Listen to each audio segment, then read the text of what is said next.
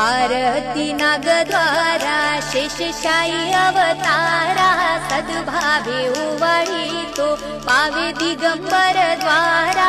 आरती नागद्वारा मेरूच्या शिखरी जडले सिंहासन भारी त्यावर बैसुनिया सृष्टी रचली सारी। आरती नागद्वारा श्रीराम अवतारी बंधु लक्ष्मण होशी पाळली राम आज्ञा पूर्ण कार्य तू करशी। आरती नागद्वारा श्री कृष्ण अवतारी ज्येष्ठ बंधु बळीराम प्रताप थोर होतो जगी मिळविले नाव।